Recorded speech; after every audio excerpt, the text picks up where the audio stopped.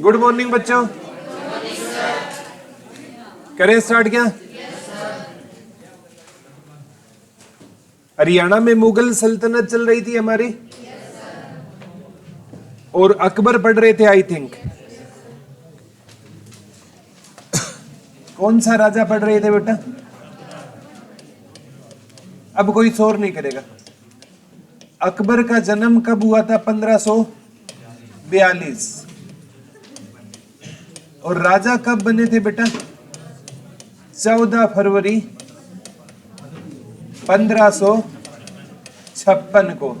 अकबर का राज्याभिषेक कहां पर हुआ था? कलानौर में। किसके सिंहासन पर हुआ था? इंटो के सिंहासन पर।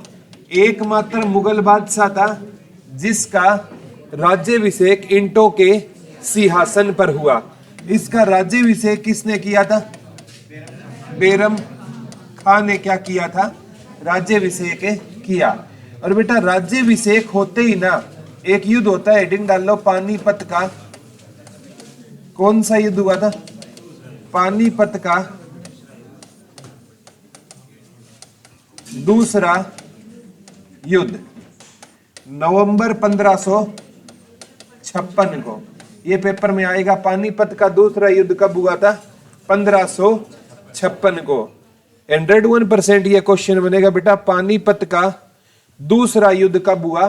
1556 को। पहला कब हुआ था? 1526 अप्रैल 1526। दूसरा कब हुआ था?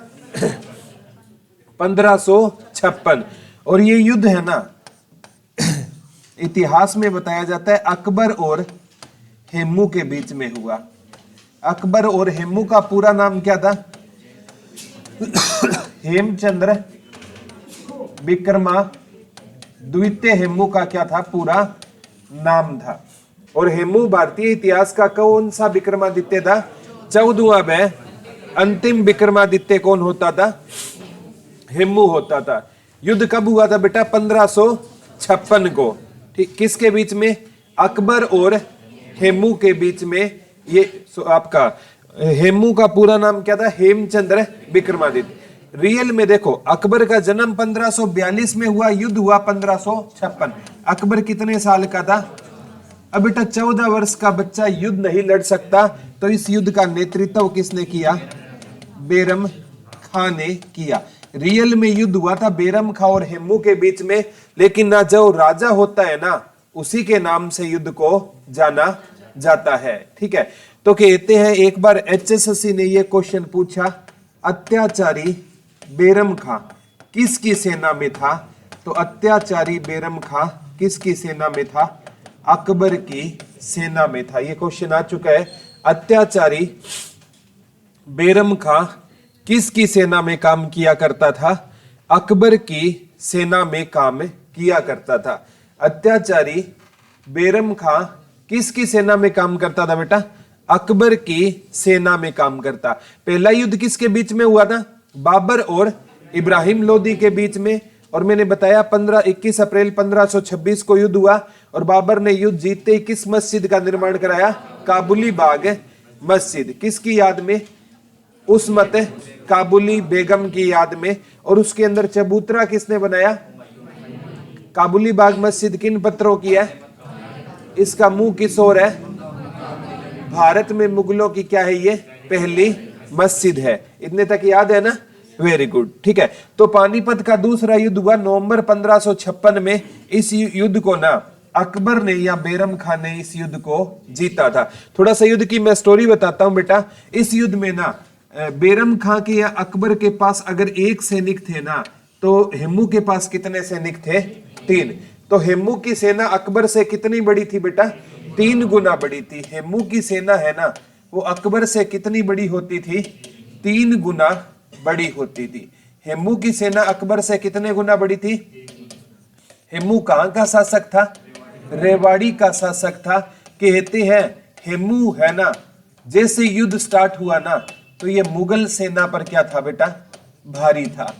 यानी युद्ध है ना शुरू हुआ तो हेमू है ना मुगल सेना पर भारी था। लगभग इसने कहते हैं पानीपत का दूसरा युद्ध जीत लिया था। ठीक है। और कहते हैं हेमू है ना, ये युद्ध लड़ रहा था किससे? हाथी से युद्ध लड़ रहा था। और कहते हैं हेमू की ना बाई आंख में क्या लग गया बेटा? बाई आंख में क्या लग गया? तीर लग गया। हेमू की किस आंख में तीर लग गया? बाई आंख में तीर लग गया। ये तो कुछ तो जो भारतीय राजा है ना बेटा, इनको जो ये दिखावा है ना, ये ले बैठा था, ठीक है। देखो सारे राजा युद्ध लड़ रहे हैं घोड़ों से और भाई साहब लड़ रहा है हाथी से, ठीक है। देखो हाथी से अगर ये राजा युद्ध लड़ रहा है तो सैनिकों की रडार पर होगा या नहीं होगा? सैनिकों को पता होगा ना राजा कहां पर है, हेमू कहां पर है। तो वो सारे के सारे आक्रमण किस पर करेंगे? हाथी पर ही करेंगे ना, ठीक है। तो अगर ये घोड़े से युद्ध लड़ने आता तो हेमू है ना इस युद्ध को जीत जाता, ठीक है। बोला घोड़े से दुनिया लड़ती है, मैं तो हाथी से लड़ूंगा, ठीक है। ये दिखावा होता है ना, ये आदमी को ले बैठता है। आज के टाइम में जो हमारे हरियाणा या मैं भारत की बात करूं ना, लोग है ना बेटा अमीर बनने पर ध्यान नहीं देते, अमीर दिखने पर ध्यान देते हैं, ठीक है, कि अमीर दिखना है हमें, ठीक है। अंबानी देखो आप, अभी रतन टाटा जी एक्सपायर हुए थे, इनको देखना, इन्होंने कभी अमीर दिखने पर ध्यान नहीं दिया, अमीर बनने पर ध्यान दिया, ठीक है। अब रतन टाटा का है ना, आप देखोगे वो मात्र है ना, वो जो पैंट शर्ट डालते थे 500 से 700 रुपए की पैंट शर्ट होती थी, ठीक है।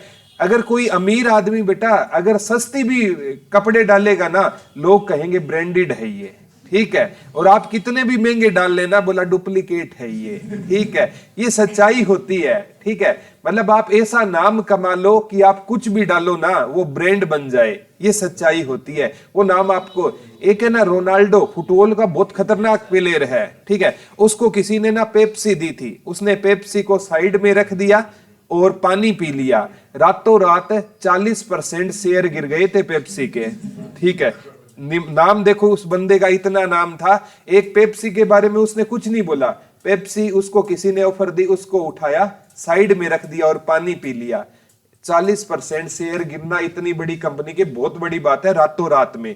तो नाम हमें है ना, देखो जिस दिन आपने नाम कमा लिया ना बेटा, आपको पैसे कमाने की जरूरत ही नहीं है। नाम के पीछे है ना आपके बिना कहे सारे काम हो जाएंगे, ऐसा नाम कमाना है जीवन में, ठीक है।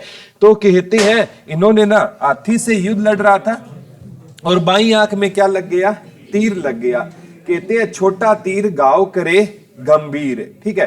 हाथी बाई आंख में तीर लगते ही ना आंख का दर्द बहुत खतरनाक दर्द होता है बेटा। ये हेमू है ना किससे गिर गया? हाथी से गिर गया। और बैरम खान ने ना इसका फायदा उठाकर ना, बैरम खान ने किसको मार दिया बेटा? हेमू को मार दिया। और कहते हैं जब सेना ने देखा तुम्हारा राजा हाथी पर नहीं है, तो सेना को पता नहीं होता है, क्योंकि सेना का लीड कौन करता है? राजा करता है। और सेना को यह पता नहीं होता हम युद्ध जीत रहे हैं या नहीं जीत रहे हैं, क्योंकि अंतिम घोषणा राजा करता है कि हम युद्ध जीत गए हैं, ठीक है। तो कहते हैं जैसे ही सेना ने देखा कि तुम्हारा राजा हाथी पर नहीं है, तो सेना ने सोचा, तुम उस टाइम तक हेमू मरा नहीं था, इसकी आंख में तीर लगा था, लेकिन सेना में भगदड़ मच गई कि हेमू मारा गया और सेना जीता हुआ युद्ध छोड़कर भाग गई। तो पानीपत का दूसरा युद्ध है ना, मतलब बैरम खान की सहायता से किसने जीत लिया था? अकबर ने जीत लिया था। याद रह जाएगा ना, कोई डाउट तो नहीं है, ठीक है। तो इसका ना हेमू का मकबरा पानीपत में है। वैसे तो हेमू हिंदू राजा था और हिंदू राजा की क्या बनती है? समाधि बनती है। लेकिन HSSC ने पूछा था हेमू का मकबरा कहां पर है, तो हेमू का मकबरा कहां पर रहेगा? पानीपत में रहेगा। हेमू का, ये आ चुका है बेटा, डबल अंडरलाइन करके लिखना, हेमू का मकबरा कहां पर रहेगा? पानीपत में रहेगा। जन्म कहां पर हुआ था? रेवाड़ी में हुआ। मकबरा कहां पर है? पानीपत में है। और दिल्ली की गद्दी पर बैठने वाला अंतिम हिंदू राजा था। दिल्ली की गद्दी पर बैठने वाला, दिल्ली की गद्दी पर बैठने वाला क्या था बेटा? अंतिम हिंदू राजा था।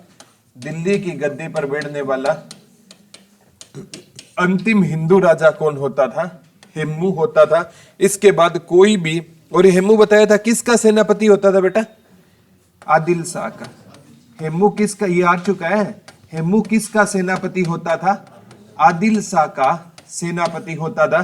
हेमू लगभग पानीपत के युद्ध से पहले कितनी लड़ाइयां लड़ा था? 22, और ये कभी हारा नहीं था। इसलिए हेमू को हरियाणा का हम क्या बोल सकते हैं बेटा? नेपोलियन बोल सकते हैं। हेमू को हम क्या बोल सकते हैं? हरियाणा का नेपोलियन बोल सकते हैं। याद रह जाएगा ना? ठीक है, तो पानीपत का दूसरा युद्ध किसने जीत लिया था? अकबर ने जीत लिया। अब कहते हैं अकबर ने युद्ध जीत लिया, और अकबर नाम के सिक्के हरियाणा में कहां पर चलते थे? जलाली सिक्के। कहां पर बनाए जाते थे? नारनौल में। कहां पर बनाए जाते थे सिक्के? पेपर में यही क्वेश्चन आया था, हमें जलाली सिक्के कहां से मिले थे? नारनौल महेंद्रगढ़ से मिले थे। हमें जलाली सिक्के कहां से मिले थे? अकबर के बचपन का नाम क्या था बेटा? जलाल, जलालुद्दीन मोहम्मद अकबर इसका पूरा नाम था। तो जलाली सिक्के कहां से मिले थे? हमें नारनौल से मिले थे। और नारनौल का पुराना नाम होता था बेटा नर राष्ट्र होता था। ठीक है, और एक बार क्वेश्चन आया, भारत में जो पहली प्रिंटिंग प्रेस लगी थी ना, भारत में पहली, ये क्वेश्चन आएगा, भारत में पहली प्रिंटिंग प्रेस 1556 में गोवा में लगी थी। और इस प्रिंटिंग प्रेस को किसने लगाया था? पुर्तगालियों ने। और ये किस मुगल बादशाह के टाइम लगी थी? अकबर के टाइम में लगी थी। ये क्वेश्चन आ चुका है, भारत में पहली प्रिंटिंग प्रेस। ठीक है, प्रिंटिंग प्रेस क्या होती है बेटा? जहां से ना ये न्यूज़पेपर वगैरह जो भी चीजें प्रिंट होती है, ये बैनर एड प्रिंट होती है, उसे क्या बोलते हैं? Printing press. तो पेपर में ये क्वेश्चन आएगा, प्रिंटिंग प्रेस के जन्मदाता कौन होते थे? पुर्तगाली होते थे। भारत की पहली प्रिंटिंग प्रेस कहां पर लगी थी? गोवा में लगी। कब लगी थी? 1556। किसके शासनकाल में? अकबर के शासनकाल में। लगाई किसने थी? पुर्तगालियों ने लगाई थी। याद रह जाएगी ना? पुर्तगाल की कैपिटल लिस्बन। ठीक है, तो पुर्तगालियों ने लगाई थी ये, और कहती है, और इसमें प्रिंटिंग प्रेस में कागज प्रिंट होता है ना। ठीक है, तो हरियाणा की पेपर सिटी कौन सी है? यमुनानगर। हरियाणा की, ये आ चुका है, हरियाणा की कौन सी सिटी बेटा? हरियाणा की पेपर सिटी कौन सी है? यमुनानगर। और कागज का आविष्कार चीन देश में हुआ था, ये भी आ गया। कागज का आविष्कार किस देश ने किया था? चीन ने किया था। कागज का आविष्कार किस देश ने किया था? चीन ने। किसका आविष्कार किया था बेटा? कागज का आविष्कार किया था। कागज का आविष्कार किस देश ने किया था? चीन ने। सबसे पहले क्या बनाया था? कागज है ना, ये जो हमारी लकड़ियां होती है ना पेड़ों की, इसकी लुगदी से क्या बनता है? कागज बनता है। ठीक है, इसी एक लड़का आकर बोला, सर मैंने कहा किताब क्यों नहीं लाता? बोला मैं नहीं चाहता सर पेड़ों की कटाई हो। ठीक है, बोला पेड़ों की कटाई, बोला मैं जो कॉपी खरीदूंगा वो किससे बनती है? पेड़ों की लुगदी से बनती है, इसलिए मैं नोटबुक नहीं रखता। ठीक है, तो ये जवाब है ना, सुनकर अजीब भी लगता है, लेकिन वास्तविकता तो ये है कि जो लकड़ियों से ही क्या बनता है? कागज बनता है। तो सबसे पहले प्रिंटिंग प्रेस कहां पर लगी थी? किसने लगाई थी? किसके टाइम में लगी थी? कागज का आविष्कार किस देश ने किया? पेपर सिटी कौन सी है? यमुनानगर। 5 क्वेश्चन आ चुके हैं, एचएसएससी ने पूछ लिए है। अब कहते हैं बेटा, अकबर के टाइम की हरियाणा में एक रेवाड़ी में कौन सी मस्जिद बनी है? लाल मस्जिद। इस लाल मस्जिद का निर्माण किसके टाइम में हुआ था बेटा? अकबर के समय में हुआ था। इस लाल मस्जिद का निर्माण किसके समय में हुआ था? अकबर के समय में हुआ था। इस लाल मस्जिद का निर्माण किसके टाइम में हुआ था? अकबर के समय में हुआ था। अकबर के टाइम में रेवाड़ी में कौन सी मस्जिद मिली है बेटा? लाल मस्जिद मिली है। कहां से मिली है? रेवाड़ी से। इसका निर्माण किसके टाइम में हुआ था? अकबर के समय में हुआ था। याद रह जाएगा ना? ठीक है, अकबर का शासनकाल था 1556 से लेकर 1605। अकबर का शासनकाल कब से कब तक था? 1556 से लेकर 1605। 1605 में इसे ये क्वेश्चन आया था, मुगलों में सबसे लंबा कार्यकाल किसका था? अकबर का था। मुगलों में सबसे लंबा कार्यकाल किसका होता था? एक इंसान कोई 49 साल शासन किया था, कोई छोटा काल नहीं होता 49 साल। औरंगजेब ने भी 49 साल शासन किया, लेकिन हम दिनों को काउंट करेंगे ना तो अकबर के थोड़े से दिन ज्यादा है, ठीक है। तो औरंगजेब और अकबर ने कितने कितने साल शासन किया था बेटा? 49 राजा थे, ठीक है। तो बहुत बड़ा शासन काल होता है, और अकबर के शासन काल को हिंदुओं का स्वर्ण काल कहते हैं। वो इंडिया जी के पूछती है, हरियाणा जी के अकबर से इतने ही क्वेश्चन है पूछेगी। अब कहते हैं 1605 में ना एक अकबर की क्या हो जाती है? मृत्यु हो जाती है। अकबर की क्या हो गई? मृत्यु। अब 1605 से लेकर ना 1627 तक किसका शासनकाल रहेगा? जहांगीर का शासनकाल रहेगा। लिख लो, 1605 से लेकर 1627 तक किसका शासनकाल रहेगा? जहांगीर का शासनकाल रहेगा। इंडिया जी के पढ़ाते ना तो अकबर अकबर टॉपिक आपका 2 दिन का है, ठीक है, क्योंकि अकबर ने ना 1562 में दास प्रथा को अंत किया था, 63 में तीर्थ यात्रा से कर हटाया था, 1564 में जजिया को समाप्त किया, 1569 में फतेहपुर सीकरी का निर्माण करवाया, 1571 में इबादत खाने का निर्माण करवाया, 1573 में उसमें बुलंद दरवाजा लगाया, 1575 में इबादत खाना है, 69 में फतेहपुर सीकरी है और 75 में इबादत खाने, और 1578 में इबादत खाने में ना हिंदुओं को प्रवेश करने की अनुमति दे दी। 1581 में इसने एक नया संबत भी चलाया था, ठीक है, इलाही संबत। किसने चलाया था? दीन ए इलाही बोलते हैं उसको। क्या बोलते थे? दीन ए इलाही। उसको स्वीकार करने वाला पहला हिंदू कौन होता था? बीरबल होता था। अगर इंडिया जीके पढ़ाता तो अकबर अकबर में 2 दिन का टाइम लगाते, लेकिन हरियाणा जीके में अकबर से इतने ही क्वेश्चन आएंगे। अब किसका शासनकाल शुरू हुआ? कब से कब तक? 1605 से 1627। कहते इसके शासनकाल को चित्रकला का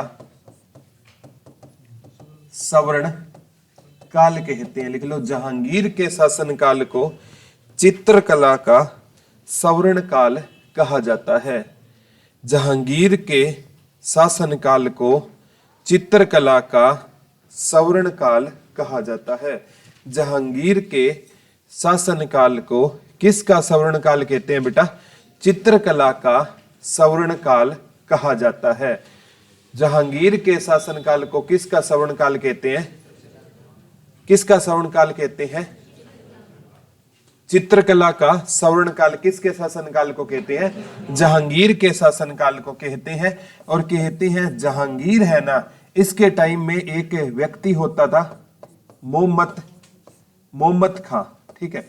इसने एक रचना लिखी है, इकबाल नामा ए जहांगीरी। इकबाल नामा ए जहांगीरी, ठीक है। ये किसने लिखी है? मोहम्मद खान ने लिखी है।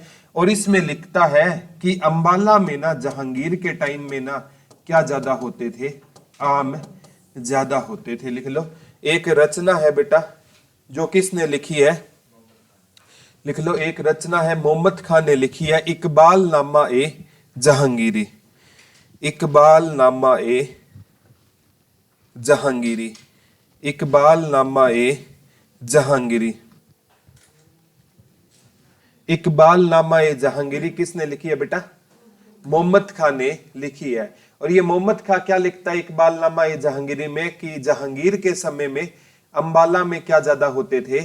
आम ज्यादा होते थे। इकबाल नामा ए जहांगीरी पुस्तक पूछी गई थी बेटा। इकबाल नामा ए जहांगीरी पुस्तक किसकी थी? मोहम्मद खान की होती थी। किसकी होती थी? मोहम्मद खान की पुस्तक का नाम होता था। ये लिखता है कि अंबाला में जहांगीर के टाइम में क्या ज्यादा होते थे? आम ज्यादा होते थे। कल लास्ट लेक्चर में मैंने बताया था अबुल फजल ने एक पुस्तक लिखी थी आईने अकबरी। उसमें हरियाणा को उसने क्या कहा था? कृषि प्रधान कहा था। हरियाणा में कृषि कितने % एरिया पर होती थी? 90%। और उसने एक बात और भी बोली थी, रवि की कितनी फसलें होती थी? 16। और हरियाणा में खरीफ की कितनी होती थी? 25। और आईने अकबरी में ब्रह्म सरोवर को क्या कहा गया? लघु सरोवर या लघु महासागर किसको कहा गया? ब्रह्म सरोवर को कहा गया। तो जहांगीर के टाइम में क्या ज्यादा होते थे? अंबाला में आम ज्यादा होते थे। इसीलिए अंबाला को बेटा, यहां पर एक बार क्वेश्चन आया था, माता अंबा देवी जी का मंदिर कहां पर है? अंबाला में, ये ग्रुप डी का क्वेश्चन था। और एक क्वेश्चन आया था बेटा, अंबाला को आमो वाला कहते थे। ये अंबाला का पुराना नाम है ना, आम ज्यादा होते थे ना, तो इसको क्या कहा जाता था? आमो वाला। आमो वाला का ही रूपांतरण क्या बन गया? ये अंबाला बन गया। अंबाला में क्या ज्यादा होते थे? आम, तो इसका नाम होता था आमो वाला। अंबाला नाम नहीं होता था, आमो वाला। आमो वाला से क्या बना है? ये अंबाला बना है। याद रह जाएगा ना। ये बात हमें किसने बताई थी? मोहम्मद खान ने बताई थी, इकबाल नामा ए जहांगीरी पुस्तक में बताई थी। ये एक इतिहासकार था बेटा जिसका नाम था बर्नियर। क्या नाम था? बर्नियर। बर्नियर कहता है जहांगीर के टाइम में ना गुरुग्राम और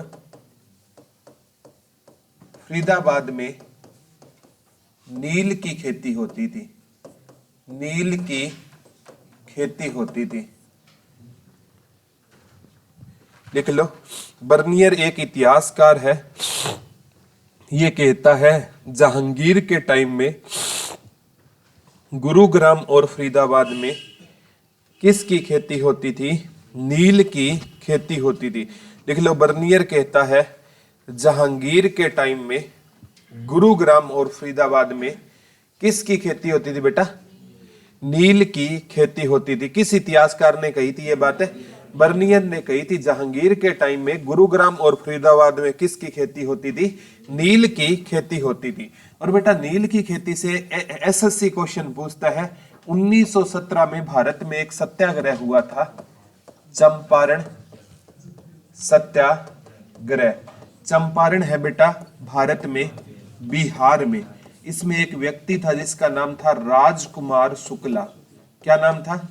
राजकुमार शुक्ला। उसने ना चंपारण किसको इनवाइट किया था? महात्मा गांधी को। और महात्मा गांधी का ये भारत में क्या होता था?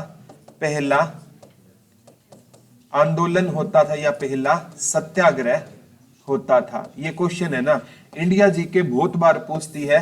महात्मा गांधी का भारत में पहला सत्याग्रह कौन सा होता था? चंपारण सत्याग्रह होता था। कब हुआ था बेटा? 1917 में हुआ था। महात्मा गांधी को किसने इनवाइट किया था? राजकुमार शुक्ला ने किसको इनवाइट किया था? महात्मा गांधी को। चंपारण कहां पर रहेगा? बिहार में। पेपर में ये क्वेश्चन आता है, ये सत्याग्रह है ना, किन खेती करने वाले किसानों का होता था? नील की खेती करने वाले किसानों का कौन सा सत्याग्रह होता था? चंपारण सत्याग्रह होता था। किन की खेती करने वाले किसानों का होता था बेटा? नील की खेती करने वाले किसानों का कौन सा सत्याग्रह होता था? चंपारण सत्याग्रह। किसकी खेती करने वाले किसानों का होता था? नील की खेती करने वाले किसानों का सत्याग्रह कौन सा होता था? चंपारण सत्याग्रह। चंपारण कहां पर रहेगा? बिहार में रहेगा। याद रह जाएगा ना, चंपारण कहां पर रहेगा? बिहार में। किसकी खेती करने वाले किसानों का था? ये नील की खेती करने वाले किसानों का था। याद रह जाएगा ना। अब सुनना बेटा, नील की खेती है ना, भारतीय क्यों नहीं करते थे? और विदेशों में नील की डिमांड थी, इसलिए अंग्रेज भारतीयों को कहते थे किसकी खेती करो? नील की खेती करो। एक जो नील का पौधा होता है ना बेटा, अगर एक बार वो किसी भूमि में लगा दिया जाए ना, तो वो भूमि है ना फर्टाइल नहीं रहेगी, यानी उपजाऊ नहीं रहेगी। वो भूमि क्या हो जाएगी? बंजर हो जाएगी। बंजर भूमि वो होती है जिस पर हम कोई भी बीज लगाए तो वो उगेगा नहीं। तो नील है ना, भूमि की उर्वरकता शक्ति को क्या कर देती थी? नष्ट कर देती थी। तो महात्मा गांधी के कहने पर अंग्रेज झुक गए। उन्होंने नील के लिए एक कमेटी गठित की। वो कमेटी अगर कहेगी तो नील की खेती होगी, अदरवाइज नहीं होगी। तो महात्मा गांधी का ये भारत में पहला सफल सत्याग्रही था और पहला सत्याग्रह था। याद रह जाएगा ना। तो बर्नियर कहता है गुरुग्राम फरीदाबाद में किसकी खेती होती थी? नील की खेती होती थी। ठीक है। और इंपॉर्टेंट है बेटा, कहते हैं जो जहांगीर था ना, जहांगीर ने शादी किससे कर ली थी? नूर जहां से क्या कर ली थी? शादी। और नूर जहां का वास्तविक नाम पूछा गया था मेरू निसा। जहांगीर ने किससे शादी कर ली थी बेटा? नूर जहां से शादी कर ली थी। और नूर जहां का वास्तविक नाम क्या होता था? मेरू निसा होता था। नूर जहां का वास्तविक नाम क्या होता था? मेरू निसा होता था। लिख लो, जहांगीर ने किससे शादी कर ली थी? नूरजहां से शादी कर ली थी। और नूरजहां का जो वास्तविक नाम होता था क्या होता था बेटा? मेरू निसा किसका वास्तविक नाम होता था? नूरजहां का वास्तविक नाम होता था। और जो नूरजहां की मां थी ना, उसका नाम था अस्मत बेगम। क्या नाम होता था बेटा? अस्मत बेगम। सबसे पहले है ना, कहते हैं गुलाबों से इत्र किसने बनाया था? गुलाबों से इत्र समझते हो क्या? सेंट को बोलते हैं। कहते हैं इत्र, मित्र, चित्र और चरित्र किसी परिचय के मोहताज नहीं होते। इत्र, मित्र, चित्र, चरित्र किसी परिचय के मोहताज नहीं होते हैं। अपनी क्वालिटी अपने आप वो बता देंगे। आपने कोई इत्र लगाया हुआ है ना, किसी को बताने की जरूरत नहीं है कि आज मैंने इत्र लगाया है, अपने आप वो अपना परिचय दे देगा। ठीक है, और ऐसा ही आपके मित्र के साथ है, ऐसा ही चित्र के साथ है, और ऐसा ही चरित्र के साथ है। तो इत्र किसने बनाया था? अस्मत बेगम ने। और अस्मत बेगम से इत्र बनाना किसने सीख लिया? नूरजहां। पेपर में यह क्वेश्चन आया था, मुगलों की कौन सी रानी सेंट बनाना जानती थी? नूरजहां। मुगलों की एकमात्र ऐसी रानी थी जिसको क्या बनाना आता था? इत्र बनाना आता था। पहले इत्र किससे बनाया जाता था? गुलाबों से क्या बनाया जाता था? इत्र बनाया जाता था या सेंट बनाया जाता था। प्रोफेसर सलीम के अनुसार ना, जहांगीर की 380 पत्नियां थी। प्रोफेसर सलीम अफसोस कर रहे हैं, ठीक है। प्रोफेसर सलीम के अनुसार ना, जहांगीर की कितनी पत्नियां थी? 380 पत्नियां थी। कहते हैं जहांगीर जहां जाता था ना, बिना शादी किए वापस नहीं लौटा था। ठीक है, ये जाते ही शायरी करता था। ठीक है, बोला तेरी याद आए तो मैं क्या करूं, तेरी याद दिल से ना जाए तो दिल क्या करे, मैं सोचता हूं तुझे सपनों में याद करूं और मुझे नींद ही ना आए तो मैं क्या करूं। तो ये जहांगीर था। कितनी पत्नियां थी इसकी? 380 पत्नियां थी। ठीक है, अरे अफसोस नहीं करना है, जॉब लग जाओ। अफसोस कर रहे हैं, बोला 380 थी। ठीक है, प्रोफेसर सलीम के अनुसार इसकी कितनी, अरे टॉपिक पर आ जाओ। ठीक है, कितनी पत्नियां थी इसकी? 380 पत्नियां थी। अब है ना, अरे चुप हो जाओ पीछे वालों। जहांगीर है ना, इसकी 1627 में क्या हो गई? मृत्यु हो गई। लिख लो, जहांगीर की 1627 में क्या हो गई थी? मृत्यु हो गई थी। जहांगीर की 1627 ईस्वी में क्या हो गई थी? मृत्यु हो गई। जहांगीर की मृत्यु कब हो गई थी बेटा? 1627 ईस्वी में। जहांगीर का शासनकाल कब से कब तक है? 1605 से लेकर 1627। इसके टाइम में एसएससी पूछती है 1600, ठीक है, 8 में आया था कैप्टन विलियम हॉकिंस आया था। कौन आया था? एक अंग्रेज आया था, कैप्टन विलियम हॉकिंस।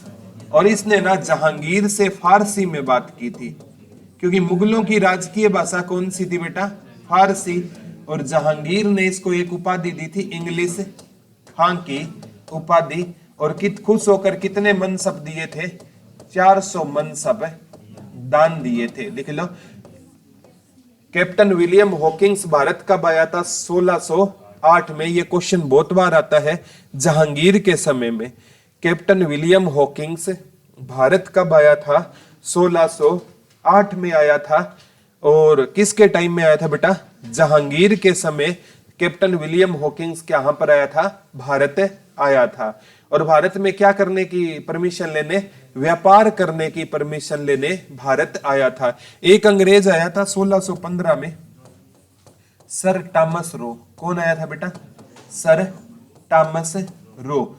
और जहांगीर ने इसको व्यापार करने की भारत में क्या दे दी थी? परमिशन दे दी थी। और अगर भारत अंग्रेजों का गुलाम हुआ था ना, इसकी दास्तान जहांगीर के शासनकाल से लिखी गई है। अगर जहांगीर अंग्रेजों को भारत में व्यापार की परमिशन ना देता ना, तो कभी भी अंग्रेज भारत में नहीं आते। तो बेटा सन 1600 में ब्रिटिश ईस्ट इंडिया कंपनी की स्थापना हुई थी। 1608 में कौन सा आया था अंग्रेज, कैप्टन विलियम हॉकिंग्स, और इसने जहांगीर से बात, अंग्रेज था और जहांगीर से किस में बात की थी, 8 साल फारसी सीख कर आया था। उसको पता है भारत में व्यापार करना है तो किस में बात करनी होगी, फारसी में बात करनी होगी। अंग्रेजों ने ऐसे ही भारत को गुलाम नहीं बनाया बेटा, उन्होंने इसके पीछे बहुत ज्यादा क्या की थी, मेहनत की थी। ठीक है, ये सच्चाई है, उन्होंने बहुत मेहनत की थी। 1757 में जाकर अंग्रेजों ने प्लासी का युद्ध लड़ा था। 157 साल तक अंग्रेजों ने किसको जाना था, भारत को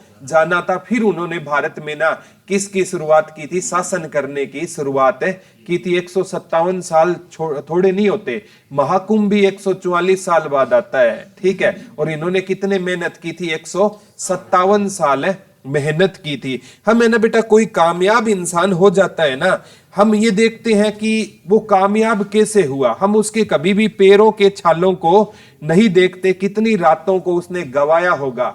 जिस टाइम में सारे कंफर्ट जोन में थे उस टाइम उसने पढ़ाई की होगी, उस टाइम उसने मेहनत की होगी। ठीक है, हम आज देखते हैं अमिताभ बच्चन आज है ना, कहते हैं बॉलीवुड का सुपरस्टार है। ठीक है, वो तो मतलब एवरग्रीन एक्टर है अमिताभ बच्चन। आज भी कौन बनेगा करोड़पति में, एक एक शो के करोड़ों रुपए कमाता है एक एक दिन के वो। ठीक है, लेकिन उसकी मेहनत किसी ने नहीं देखी। अमिताभ बच्चन ने कितनी मेहनत की, पहली बार है ना वो ऑडिशन देने गए थे ना, अमिताभ बच्चन को वहां से निकाल दिया गया था, रिजेक्ट कर दिया गया था। ठीक है, बोला तेरी इतनी हाइट है, तेरे साथ कोई हीरोइन काम कैसे करेगी। ठीक है, अमिताभ बच्चन की हाइट बहुत ज्यादा है, कभी भी देख लेना। ठीक है, तो हीरोइन नॉर्मल एक लड़कों का कद होता है, एक स्टैंडर्ड हाइट होती है 5 फीट 7 इंच। ठीक है, ज्यादा हो सकता है 1-2 इंच स्टैंडर्ड हाइट, और लड़कियों की स्टैंडर्ड हाइट होती है 5 feet 3 inch. Amitabh Bachchan 6 feet से ऊपर था। ठीक है, अब हीरोइन का उनका मेल कहां से होगा। ठीक है, तो उसको रिजेक्ट कर दिया गया था। और फिर उसने सोचो कितनी मेहनत की होगी। सचिन तेंदुलकर है ना 16 साल की उम्र में ना वेस्ट इंडीज वो पाकिस्तान चला गया था मैच खेलने, 16 साल की उम्र में, इंटरनेशनल मैच था। ठीक है, और शोएब उस टाइम है ना, वो शोएब अख्तर तो बाद में आया था, वसीम अकरम। ठीक है, उनके ना इतने तेज गेंदबाज होते थे, कहते हैं सचिन तेंदुलकर के ना, और ये नवजोत सिद्धू बैटिंग कर रहे थे, सचिन तेंदुलकर के नाक पर गेंद लगी थी, हेलमेट नहीं होते थे उस टाइम। आज है ना आप कह सकते हो विराट कोहली इतना महान है, आप रोहित शर्मा इतना महान है, लेकिन सचिन जितना कोई भी महान है नहीं है। सचिन उन परिस्थितियों में खेला है जिस टाइम है ना हमारे पास हेलमेट भी नहीं होते थे। सचिन की ना नाक पर गेंद लगी थी, नाक से खून बहने लग गया था, पूरे के पूरे है ना, मतलब है टीम आ गई थी बाहर। सचिन को कहा था तू रिटायर हर्ट हो जा, कोई दिक्कत नहीं, मैच हार जाएंगे तो हार जाएंगे।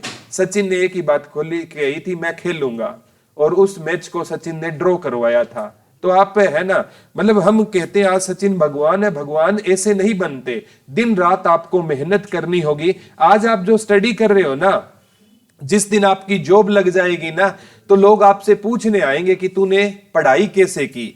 और मैं सच्चाई बताता हूं बेटा, एक असफल इंसान आपको सबसे अच्छा गाइड कर सकता है, एक सफल इंसान आपको कभी भी सच्चा गाइड नहीं कर सकता। वो क्या कहेगा, मैं 18 घंटे पढ़ता था। ठीक है, आप भी लग गए, आप भी कहोगे यार मैं तो आपकी तरह थोड़ी हूं, टाइम पास करने जाता था या जाती थी। 18 अरे 18 घंटा पढ़ ही नहीं सकता कोई, गारंटी देता हूं। स्टडी होती नहीं 18 घंटे। ठीक है, जो सही से 8 घंटे पढ़ लिया वो जॉब लग जाएगा।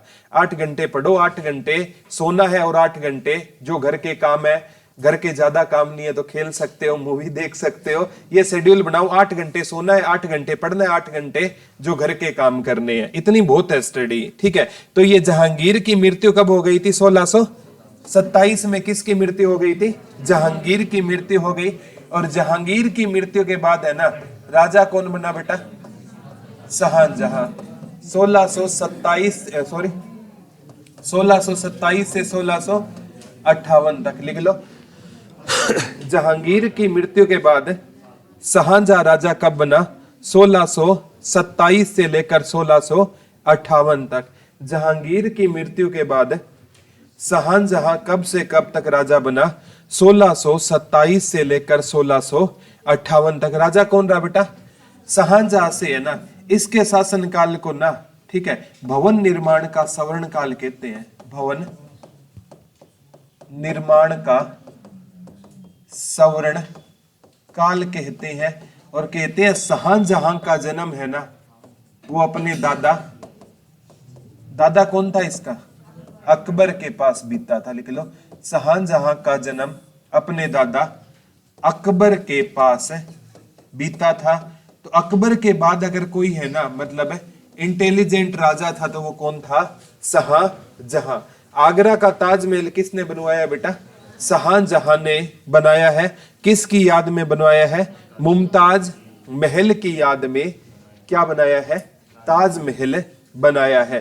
कहते हैं इससे HSSC एक क्वेश्चन पूछती है बेटा, इसने ना एक किसका निर्माण कराया था, तख्त ए ताउस, जिसे कौन सा सिंहासन बोलते हैं, मयूर सिंहासन का निर्माण करवाया है। इसने किसका निर्माण कराया था बेटा, तख्त ए ताउस या मयूर सिंहासन का निर्माण किसने करवाया है, शाहजहां ने करवाया है। और शाहजहां को एक व्यक्ति था बेटा जिसका नाम था मीर जुमला। नाम बताना क्या था, मीर जुमला ने इसको ना एक हीरा भेंट किया था जिसका नाम था कोहिनूर का हीरा। पेपर में आया है ये क्वेश्चन, लिख लो, शाहजहां को कोहिनूर का हीरा किसने गिफ्ट किया था, मीर जुमला ने गिफ्ट किया था। लिख लो, शाहजहां को कोहिनूर का हीरा किसने गिफ्ट किया था, मीर जुमला ने गिफ्ट किया था। शाहजहां को कोहिनूर का हीरा किसने गिफ्ट किया था बेटा, मीर जुमला ने। कोहिनूर का हीरा है ना, ये आंध्र प्रदेश की गोलकुंडा खान से निकाला गया। वर्तमान में गोलकुंडा खान है तेलंगाना में, क्योंकि आंध्र प्रदेश से क्या अलग हो गया है, तेलंगाना। तो वो गोलकुंडा खान, वो पूछे जाए कि कोहिनूर का हीरा किस खान से निकला था, गोलकुंडा खान। पहले आंध्र प्रदेश में पढ़ते थे, अब गोलकुंडा खान कहां पर है बेटा, तेलंगाना से। हरियाणा का ना 18वां राज्यपाल है, नाम क्या है उसका,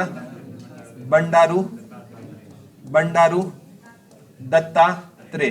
पेपर में डायरेक्ट क्वेश्चन आया था, बंडारू दत्तात्रेय हरियाणा के कौन से नंबर के राज्यपाल है, 18वें। एक एग्जाम में आया, बंडारू दत्तात्रेय का संबंध कहां से है, तेलंगाना। तेलंगाना में कौन सी खान है, गोलकुंडा की खान। कौन सा हीरा निकला था इसमें, कोहिनूर का हीरा निकला। और कोहिनूर का हीरा मीर जुमला ने किसको गिफ्ट कर दिया, शाहजहां को। शाहजहां ने उसे किस सिंहासन में जड़ा दिया, मयूर सिंहासन में या तख्त ए ताउस में जड़ा दिया, ये याद कर लेना। और कहते हैं इस तख्त ए ताउस का निर्माण एक व्यक्ति ने करवाया था जिसका नाम था बेबादल खां। लिख लो, मयूर सिंहासन बनाने वाला व्यक्ति कौन था। आजकल डीप क्वेश्चन आते हैं बेटा। मयूर सिंहासन बनाने वाले व्यक्ति का नाम क्या था, बेबादल खां था। मयूर सिंहासन बनाने वाले व्यक्ति का नाम क्या होता था, बेबादल खां होता था। मयूर सिंहासन बनाने वाले व्यक्ति का नाम क्या होता था, बेबादल खां होता था। और मयूर सिंहासन में कौन सा हीरा जड़ा दिया था शाहजहां ने, कोहिनूर का। और मयूर सिंहासन को ही क्या बोला जाता है, तख्त ए ताउस बोला जाता है। तो तख्त ए ताउस पर बैठने वाला पहला राजा कौन होता था, शाहजहां होता था। कौन होता था बेटा, शाहजहां। तख्त ए ताउस बाद में ना नादिर शाह इसे ईरान ले जाएगा मोहम्मद शाह रंगीला को हराकर। वो आगे पढ़ेंगे हम जब करनाल का युद्ध पढ़ेंगे। यहां तक याद है क्या, कोई दिक्कत नहीं है ना, ठीक है। तो ये शाहजहां का शासनकाल 1627 से लेकर कब तक है, 1658 तक किसका शासनकाल है, शाहजहां का शासनकाल है। इंडिया जीके कहती है इसने क्या बनाया था, ताजमहल बनाया था। 1631 से लेकर 1653 तक है ना, किसका निर्माण चला था बेटा, ताजमहल का निर्माण चला था। ठीक है, कुछ रह गया क्या पीछे लेके ना, ठीक है। तो तख्त ए ताउस का निर्माण कराया था शाहजहां। शाहजहां ने इसमें कौन सा हीरा जड़वा दिया था, कोहिनूर।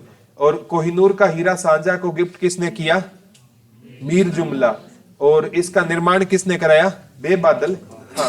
ठीक है, ताजमहल का निर्माण कब से कब तक चला बेटा, 1631 से 1653 तक चला। कहते हैं ताजमहल बन रहा था उज्जैन में। कहां पर बना था स्टार्टिंग में, ताजमहल उज्जैन में बना था। लेकिन कहते हैं वहां पर एक बुजुर्ग ने शाहजहां से कहा, बेटा क्या बना रहे हैं, बोला ताजमहल बना रहा हूं बाबा। बोला यहां पर ताजमहल बनाओगे ना तो थोड़े टाइम बाद इसकी चमक फीकी पड़ जाएगी, क्योंकि यहां पर है ना, कहते हैं कि जो मिट्टी है ना उसमें एसिड की मात्रा या अम्ल की मात्रा है, वो इसकी ना कोहिनूर की सुंदरता को फीका कर देगी। फिर कहते हैं इसने ना लगभग 20 से 25% ताजमहल बनकर तैयार हो गया। मुमताज है ना मुगलों की ऐसी रानी थी जिसको 2 बार दफनाया गया, तो उज्जैन से उसकी कब्र को निकाल कर कहां शिफ्ट किया गया? आगरा। आगरा कहां पर है? उत्तर प्रदेश में है। आगरा कहां पर है? उत्तर प्रदेश में क्या रहेगा आपका? आगरा रहेगा। याद रह जाएगा ना। आज ताजमहल है ना बेटा अजूबों में शामिल है। किस में शामिल है? अजूबों में शामिल है। पहले है ना जो मतलब राजा लोग होते थे ना, प्यार में क्या बना देते थे? ताजमहल बना देते। आज झोंपड़ी बना के दिखा दो, ठीक है, आज नहीं बनती। पहले के टाइम में जो प्यार होता था ना वो रियल में बहुत महंगा होता था, ठीक है। जो फिरोज शाह तुगलक ने कौन सा महल बनाया था? गुजरी महल बनाया था। कौन सा महल बनाया था? बहुत पैसा लगा था उस पर। औरंगजेब ने बनाया है दक्षिण का ताज, ठीक है। तो ये सच्चाई होती है बेटा। तो इसमें ना ताजमहल का निर्माण कब से कब तक चला? 1631 से 1653 तक चला। शाहजहां की 1658 में क्या हो गई? मृत्यु हो गई। शाहजहां की 1658 में क्या हो गई? मृत्यु हो गई, ठीक है। और आज वालों से ताज नहीं बनता ना, वो कहते हैं मैं ताज बनावा किंदे लई मेरी मुमताज बेवफा है, ठीक। क्योंकि ताज बनाने के लिए बेटा पैसे चाहिए, वो आपके पास है नहीं, ठीक है। फिर किसी को आप वैसे बदनाम करते हो, ठीक है। देखो किसी को बदनाम करना अच्छी बात है नहीं है, ठीक है। वो है ना एक कहावत सुनी होगी ना, उसको अंगूर हाथ नहीं आए तो वो बोली अंगूर क्या है? खट्टे हैं। वही वाली बात है, ठीक है। मतलब ये सच्चाई होती है। कोई भी इंसान आपका दोस्त है ना, आपके जब क्लोज होगा तो वो आपके लिए सब कुछ होगा, लेकिन वो आपको रिजेक्ट करके जाएगा ना, उस दिन आप है ना उसके बारे में भला बुरा बोलोगे, जो गलत बात है। जब जो इंसान आपके साथ था तो अच्छा था, जाते ही कैसे बुरा हो गया, तो उस टाइम हमें अपनी कमियों पर काम करना चाहिए कि कुछ मेरी कमी, ठीक है।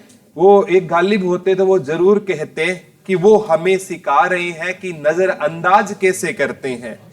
वो हमें सिखा रहे हैं नजरअंदाज कैसे करते हैं। एक दिन ऐसा आएगा हम उन्हें सिखाएंगे कि अफसोस कैसे करते हैं, ठीक। तो 1658 में किसकी मृत्यु हो गई बेटा? अब इसका अंतिम राजा बना औरंगजेब। 1658 से 1707। औरंगजेब का शासनकाल कब से कब तक है? 1658 से 1707। औरंगजेब का, इससे एचएसएससी ने 3-4 क्वेश्चन पूछे औरंगजेब से, लिख लो। 1658 से शाहजहां की मृत्यु 1658 में नहीं हुई थी बेटा, शाहजहां को गद्दी से हटा दिया गया था। शाहजहां की मृत्यु होगी 1666 में, लिख लो। शाहजहां की मृत्यु हुई थी 1666 में, लेकिन उसे गद्दी से कब हटा दिया गया? 1658 में। मृत्यु कब हुई थी शाहजहां की? 1666 में मृत्यु हुई, लेकिन औरंगजेब ने शाहजहां को गद्दी से कब हटा दिया? 1658। तो औरंगजेब का शासनकाल कब से कब तक है? 1658 से 1707। और औरंगजेब को कहते हैं, इसका ना बचपन का नाम क्या होता था? आलमगीर होता था। और उसके चरित्र के अंदर इतनी क्वालिटी थी कि लोग उसे क्या बोलते थे? जिंदा पीर बोलते थे। क्या बोलते थे? जिंदा पीर बोलते थे। और औरंगजेब का एक नाम था बेटा दरवेश। ये क्वेश्चन आता है, औरंगजेब का एक क्या नाम होता था? दरवेश बोलते हैं। औरंगजेब को किस नाम से जाना जाता था? आलमगीर के नाम से भी जाना जाता था। और औरंगजेब को किस नाम से जानते थे? दरवेश। गूगल पर ना कल दरवेश का मीनिंग सर्च करके आना। अपने पास दरवेश क्लासेस थी, आपने देखा होगा। इसका मीनिंग होता है, ठीक है। और दरवेश किसका नाम था बेटा? औरंगजेब का क्या नाम होता था? दरवेश होता था। और आलमगीर, ये दो इसके नाम होते थे। एक दरवेश होता था और एक आलमगीर। किसका नाम होता था? औरंगजेब। इसकी चारित्रिक इतनी क्वालिटी है कि लोग उसे क्या बोलते थे? जिंदा पीर बोलते थे। औरंगजेब को क्या बोलते थे? जिंदा पीर। औरंगजेब है ना, वास्तव में इसके करेक्टर में इतनी क्वालिटियां थी कि इसने अपने जीवन में केवल क्या की थी? एक शादी की थी। कितनी शादी की थी? एक शादी की थी और वो की थी रबिया उल जमानी से, रबिया उल जमानी से, ठीक है। और इसी की याद में इसने एक मकबरा बनाया था, बीबी का मकबरा, ठीक है। ये मकबरा है ना दौलताबाद महाराष्ट्र में है, ठीक है। और ये है इसने बनाया था काले पत्थरों से, इसीलिए इसे काला ताज कहते हैं, ठीक है। लिख लो, औरंगजेब की पत्नी का नाम क्या था? रबिया उल जमानी होता था। औरंगजेब की पत्नी का नाम क्या होता था? रबिया उल जमानी होता था। और उसकी याद में इसने कौन सा मकबरा बनवाया था बेटा? बीबी का मकबरा कहां पर है? दौलताबाद महाराष्ट्र में। ये अपने पिता से नफरत करता था। कौन पिता से नफरत करता था? औरंगजेब करता था।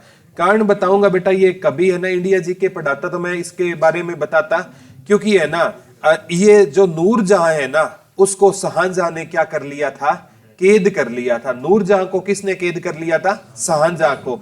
और नूरजहां के पास किसका बचपन बीता था? औरंगजेब का बचपन बीता था। तो औरंगजेब नूरजहां को अपनी किसके समान क्या मानता था? मां मानता था। तो शाहजहां ने उसके साथ बुरा व्यवहार किया, तो इसने किसके साथ बुरा व्यवहार किया? शाहजहां के साथ बुरा व्यवहार किया। याद रह जाएगा ना, ठीक है। तो ये याद कर लेना, इसने कौन सा मकबरा बनाया है? बीबी का। बीबी के मकबरे को ना काला ताज कहते हैं, दक्षिण का ताज कहते हैं, अधूरा ताज कहते हैं, क्योंकि जब बीबी का मकबरा बन रहा था तो औरंगजेब की क्या हो गई थी? मृत्यु हो गई थी, इसीलिए ताज क्या रह गया? ये अधूरा। दक्षिण भारत का ताज पूछे तो किसे कहते हैं? बीबी के मकबरे को कहते हैं। कहते हैं औरंगजेब ने ना स्टार्टिंग के 25 वर्ष है ना वो उत्तर भारत में बिताए थे। किस भारत में बिताए? और अंतिम के जो 24 वर्ष है ना वो किस भारत में बिताए? दक्षिण भारत में। और दक्षिण भारत को औरंगजेब का कबरगाह कहते हैं। औरंगजेब का कबरगाह किस भारत को बोला जाता है? दक्षिण भारत को बोला जाता है। औरंगजेब का कबरगाह आ चुका है ये क्वेश्चन, डबल अंडरलाइन करके लिख लो। दक्षिण भारत को औरंगजेब का क्या बोलते हैं? कबरगाह। स्टार्टिंग के 25 साल जब इसने शासन किया ना तो किस भारत में किया? उत्तर भारत में। अंतिम के 24 साल ये किस भारत को संभालने में लगा था? दक्षिण भारत को। तो दक्षिण भारत को औरंगजेब का क्या बोलते हैं? हमें कबरगाह बोलते हैं। दक्षिण भारत को औरंगजेब का क्या बोलते हैं? हमें कबरगाह बोलते हैं। याद रह जाएगा ना, ठीक है। इसके टाइम में ना 3-4 चीजें हैं, नोट कर लिया क्या? दक्षिण भारत को औरंगजेब का क्या बोलते हैं? कबरगाह बोलते हैं, ठीक है। अब कहते हैं इसके टाइम में ना 1669 से लेकर 1675 तक कई विद्रोह हुए, ठीक है। उसमें हमें एक याद करना है 1672 का सतनामी विद्रोह। ये HSSC ने पूछा है, सतनामी विद्रोह। और ये सतनामी संप्रदाय है ना बेटा, इसका संस्थापक था संत बीरभान। संत बीरभान 1543 में किस संप्रदाय की स्थापना की थी? सतनामी संप्रदाय की स्थापना की थी। लिख लो, सतनामी विद्रोह 1672 में होगा। लेकिन सतनामी संप्रदाय का संस्थापक कौन था? तो सतनामी संप्रदाय बना था 1543 में। इसकी स्थापना किसने की? लेकिन विद्रोह कब हुआ था बेटा? ये 1672 में। लेकिन सतनामी संप्रदाय की स्थापना किसने की थी?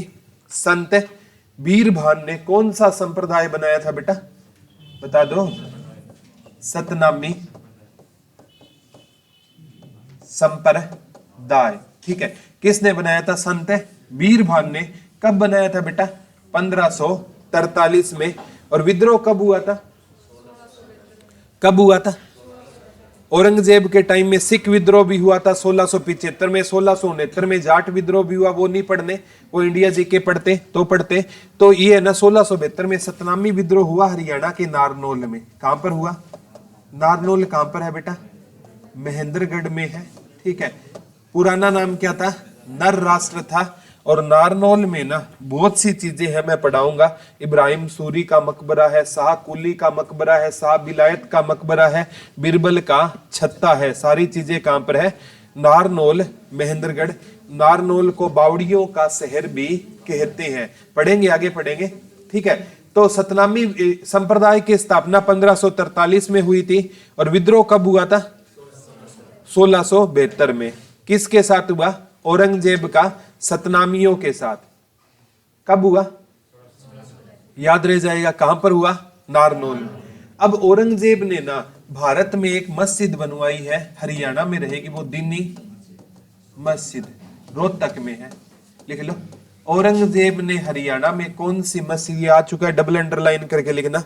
औरंगजेब ने हरियाणा में कौन सी मस्जिद बनवाई है? दीनी मस्जिद बनवाई है। औरंगजेब ने हरियाणा में कौन सी मस्जिद बनवाई है बेटा? दीनी मस्जिद बनवाई है। कहते हैं यहाँ पर जो दीनी मस्जिद है ना, ऐसा कहा जाता है पुराने टाइम पर यहाँ पर जैन मंदिर होता था। कौन सा मंदिर होता था? और पेपर में अगर जैन धर्म का संस्थापक आएगा ना, बच्चे भावनाओं में बहकर क्या कराएंगे? महावीर स्वामी कराएंगे। लेकिन जैन धर्म का संस्थापक था ऋषभदेव। कौन होता था बेटा? ऋषभदेव। ये क्वेश्चन आ चुका है। जैन धर्म का संस्थापक कौन होता था? ऋषभदेव होता था, लिख लो। जैन धर्म का संस्थापक कौन होता था? ऋषभदेव। और जैन धर्म का अगर आपसे पूछे ना वास्तविक संस्थापक कौन होते थे, तब आपका आंसर होगा महावीर स्वामी। महावीर स्वामी है ना, जैन धर्म के क्या होते थे? 24वें तीर्थंकर होते थे। जैन धर्म में क्या होते हैं बेटा? गुरु को क्या बोलते हैं? तीर्थंकर बोलते हैं। तो जैन धर्म में कितने तीर्थंकर थे? 24 तीर्थंकर थे। और 24वां तीर्थंकर जैन धर्म का कौन होता था बेटा? महावीर स्वामी होते थे। जैन धर्म के 24वें तीर्थंकर कौन होते थे? महावीर स्वामी। कौन से तीर्थंकर होते थे जैन धर्म के? 24वें में अंतिम तीर्थंकर होते थे। और कहते हैं यहां पर जैन मंदिर होता था और औरंगजेब ने इस जैन मंदिर को क्या कर दिया था? तुड़वा दिया। देखो एक सोचने वाली बात है, मंदिर और मस्जिद है ना, इनमें ज्यादा अंतर नहीं होता। मंदिर भी आप गुंबद के आकार का देखोगे, मस्जिद भी किसके आकार की है? गुंबद के आकार की है। तो मंदिर को तोड़कर हम मस्जिद का क्या दे सकते हैं? रूप। और ये मुगलों ने या जिन ये विदेशी आक्रमणकारियों ने भारत में मस्जिद नहीं बनवाई, उन्होंने मंदिर को तोड़कर ही किसका रूप दे दिया? मस्जिद का रूप दे दिया। महावीर स्वामी का प्रतीक पूछा जाता है सी है, ठीक है।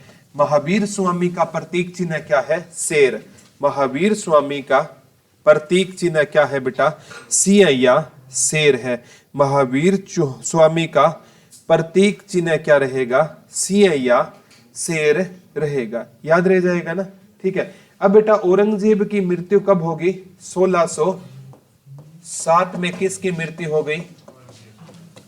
औरंगजेब की मृत्यु हो गई। कब हुई? 1707 में औरंगजेब की क्या हो जाती है? मृत्यु हो जाती है। कब हुई थी औरंगजेब की मृत्यु? 1707 में। इसी के साथ है ना कौन सा मुगल काल कंप्लीट होगा? पूर्व मुगल काल कंप्लीट होता है। औरंगजेब की मृत्यु कब होती है? 1707 में। और इसका मकबरा पूछे ना, खुला बाद जगह का नाम है। और ये जगह कहां पर है? दौलताबाद में। और दौलताबाद कहां पर है? आपका महाराष्ट्र में रहेगा। औरंगजेब की मृत्यु कब होती है? 1707 में होती है। और औरंगजेब की मृत्यु कब होती है बेटा? 1707 में। इसके मकबरा है ना, प्रॉपर लोकेशन पूछे ना, औरंगजेब का मकबरा कहां पर रहेगा? खुलाबाद में रहेगा। और खुलाबाद कहां पर है? दौलताबाद महाराष्ट्र में है। किसकी मृत्यु हो गई थी? औरंगजेब की मृत्यु हो गई थी। कब हुई थी औरंगजेब की मृत्यु? 1707 में औरंगजेब की क्या हो गई थी? मृत्यु हो गई थी। और औरंगजेब है ना, इसने ना लिख लो वेश्यावृत्ति पर पूर्णतः प्रतिबंध लगाया था। वेश्यावृत्ति पर पूर्णतः प्रतिबंध किसने लगाया था? औरंगजेब ने। इसने बहुविवाह पर, कि लोग एक से ज्यादा क्या नहीं करेंगे? विवाह नहीं करेंगे। ये दोनों क्वेश्चन पूछे जा चुके हैं।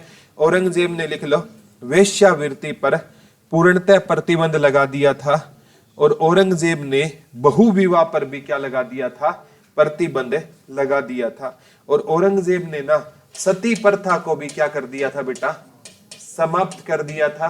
और 1679 में एक गलत काम किया इसने, दोबारा किस कर को शुरू कर दिया, जजिया कर को ये इसने क्या कर दिया, दोबारा शुरू कर दिया। लिख लो 1679 में औरंगजेब ने किस कर को दोबारा शुरू कर दिया, जजिया कर को दोबारा शुरू कर दिया। औरंगजेब ने 1679 में किस कर को दोबारा शुरू कर दिया, जजिया कर को दोबारा क्या कर दिया, शुरू कर दिया। और 1707 में औरंगजेब की क्या हो जाएगी बेटा, मृत्यु हो जाएगी। 1707 में औरंगजेब की क्या हो जाएगी, मृत्यु। कब हुई बेटा मृत्यु? और इसके बाद इसका बेटा राजा बना बहादुर शाह प्रथम। अरे जफर बहुत लेट आएगा। बहादुर शाह प्रथम राजा बना। और बहादुर शाह प्रथम का भी मकबरा कहां पर है, दौलताबाद महाराष्ट्र में। पेपर में ये क्वेश्चन आया था, ऐसे कौन से बाप और बेटे हैं जिनका मकबरा एक साथ है। लिख लो। इसकी मृत्यु के बाद राजा कौन बना था, बहादुर शाह प्रथम बना था। और बहादुर शाह प्रथम का भी मकबरा कहां पर रहेगा, तब आपका आंसर क्या होगा, दौलताबाद महाराष्ट्र में। पेपर में ये क्वेश्चन आ सकता है, ऐसे कौन से बाप और बेटे हैं जिनका मकबरा एक साथ है। ऐसे कौन से बाप और बेटे हैं जिनका मकबरा एक साथ है, तब आपका आंसर क्या हो जाएगा, औरंगजेब और बहादुर शाह प्रथम। याद रह जाएगा ना। ये था बेटा आपका पूर्व मुगल काल। आज सकुशल कंप्लीट होता है। अब कोई आपका क्वेश्चन है तो आप पूछ सकते हो। समझ आ गया होगा? ठीक है, थैंक यू।